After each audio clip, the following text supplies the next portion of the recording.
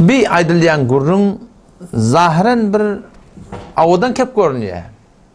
İsa bedini xod, Musa bedini xod diýmekdik. Aýtýan adam maksady näme?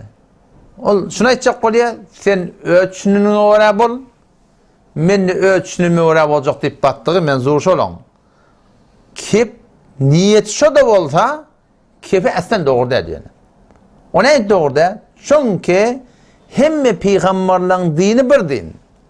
Hiç bir peygamberin dini İslam'dan başka din ne yani? İnne dine indallahil İslam. Makbul din Allah Teala'nın İslam. Hemişe de Huda Teala'nın din İslam'mıştık yani. İslam'a hem teslim olmaklık. O Yahudi, Mesihi, birdat yani ola şu zamanın ödüne vura aydılan dat yani. Ya Musa Aleyhisselam'ın dini İslam, İbrahim Aleyhisselam'ın dini İslam, Musa Aleyhisselam'ın dini İslam, hemen dini İslam yani. O zaman şu daydan şahidliyen kep ki İsa bedini xod, Musa bedini xod, doğruca Kur'an'a tert kepşi.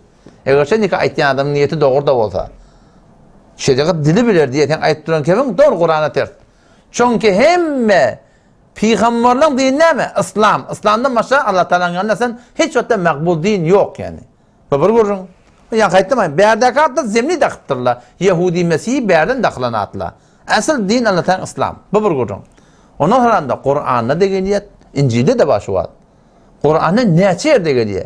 İsa Aleyhisselam gelmekliğinde ne mi diye? Ve musaddiqan lima beyne yedeyye minet Tevrat diye. Yani beni İsa geldim, Tevrat'ı tesdik etmeden çüreyim. Tevrat'ı tebliğ etmeden çüreyim. Tevrat'ın hakkını etmeden çüreyim. Petan'da İsa Aleyhisselam gelmeptir, Musa Aleyhisselam reddetmeden çüreyim. Kimin hen bugünkü Müslüman olup İsa bedini xod, Musa bedini xod diyen yok. İsa Aleyhisselam şu Musa Aleyhisselam dininde. Şunu kabul edip geliptir, şunu tebliğ etmeden çüreyim geliptir biliyor musun? Çünkü ikisinin dini buradan ama ayrı barat değil akıyım o.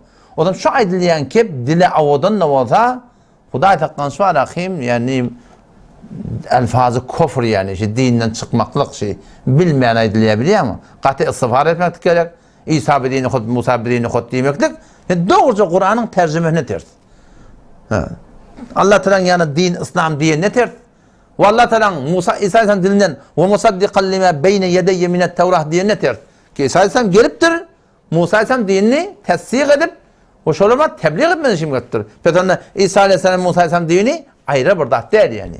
Ve din fakat Allah Teala'nın yanına mı din? Makbul din, İslam dini yani. Şunu kefayet yani adam hetmin imanını tercih etsin, Müslümanlığın nikahını tercih etsin. Bir doğruca Kur'an'ı ters otururlar. Şeriat dili bilir diye biliyor musun? Şeriat dili bilir diye yani bir yerde bir kep ayrılıktır. Ondan sonra da senin o gayrıyla bile işimiz yok. Meneten sünni bola ehli sünnet bola o tamam. Ehli sünnet bola ehli sünnette bir Bağdadi gelip Musa bedini xod, İsa bedini xod demek manası yok. Sen eğer ehli sünnet bolsan şey değil mi? Sen tarava 20 rekat diyen mi? Sen 8 rekat. Sen oturup Musa bedini xod, İsa bedini xod. Yok kardeş. Sen ehli sünnetin çın mı olsa? Çünkü mezhebi gurunda da taravan 20 rekatlık biliyor musun? Kulli ehli sünnette bir neyden sen ihtilaf etmeli? Şey değil mi? Neyden ihtilaf etmeli? O şey doğrultusunda bana akıyım.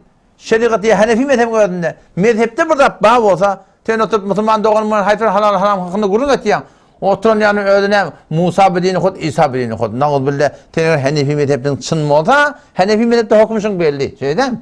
Sen gelip o kefa aydıp niyetin doğru da olsa sen şey aytdiyen kimin bana manide çıtarda sen doğru gelmiyor. Çünkü mezhep bir arada vakti sen Hanefi mezhep, men Hanefi mezhep ne ihtilaf olmalı?